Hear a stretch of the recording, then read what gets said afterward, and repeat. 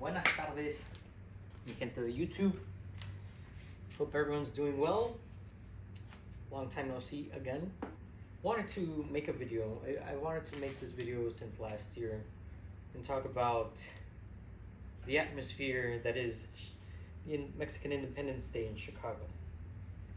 I see a lot of noise on the media talking about how chaotic this event has gotten in the past few years.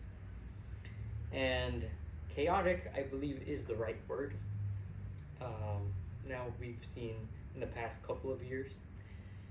But I want to talk about the history of why this event has gotten to this point.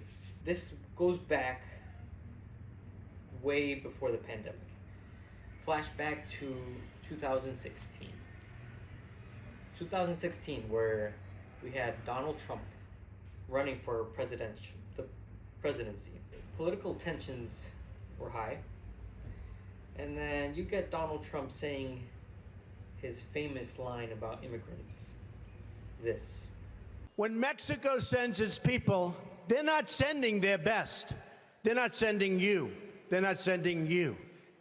They're sending people that have lots of problems, and they're bringing those problems with us. They're bringing drugs, they're bringing crime, they're rapists, and some, I assume, are good people. Yeah, that was in 2016. It was, I believe, a month or two before September, maybe July or August when he said that. Tensions just kept building. The 2016 Independence Day in Chicago was almost as every other Independence Day before that. Chicago historically has celebrated with car caravans, as they like to call them now on the news. People used to just cruise around with their flags in their own neighborhood. This consisted of streets up on the north side, Fullerton, Diversey, by La Villita on 26th and the surrounding streets, in Berwyn and Cicero on Cermak Road. People minded their own business and were in general stayed in their own neighborhoods. People even walked to the streets. They gathered around the corners and just celebrated when cars passed by with the flag. It's kind of a Chicago tradition now for Mexican Americans. But 2016 happened. Donald Trump said things. On top of that, the police started doing this. Blocking intersections, making it very difficult to, cruise around, people waving their flags, honking their horns in their own neighborhood. They started blocking streets. They blocked Fullerton on the north side. I specifically talk about Fullerton in the north side because I live in the north side of Chicago, but they started doing this in the south side as well on 26th Street. People couldn't cruise around. People still want to celebrate even though they can't cruise around. So what happens with the mix of police blocking their own neighborhoods from cruising and tensions rise up with Trump? Just so happens that in downtown there's a Trump Tower and there's people that want to go out and celebrate. So what happens? Naturally, people go to the Trump Tower and celebrate in front of the Trump Tower. You can kind of see this in my past videos. One of my first videos that kind of went viral, quote unquote viral, it was footage from 2017.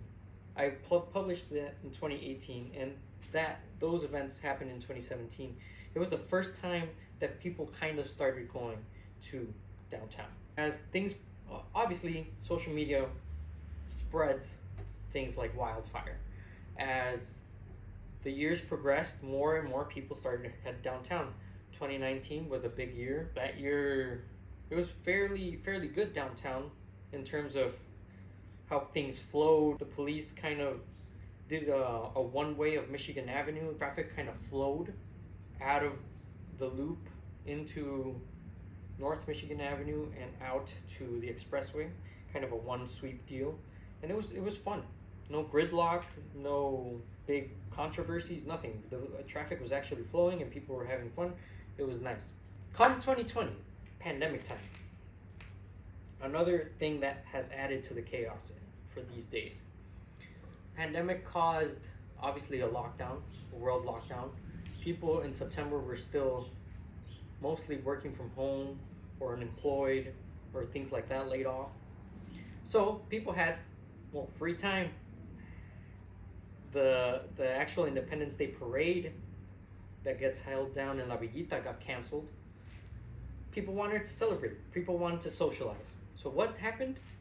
So many people showed up downtown to cruise around in quote-unquote car caravans. This is a significant point because we are now into 2023, and with social media spreading things like wildfire, I am guilty of this with my videos on YouTube.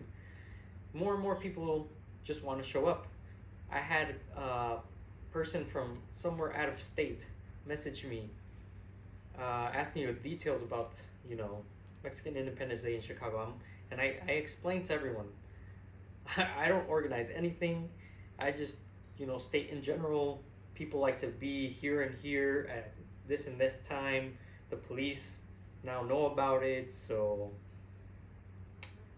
all I can say is good luck. But it has gotten chaotic, but the media is not saying the full picture. It's more than just people wanting to, be part of something chaotic and have fun and something out of the normal, It's things that built up over time.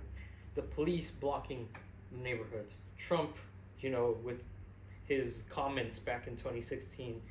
And overall, the pandemic. Those three things were a mix of why it is like it is today.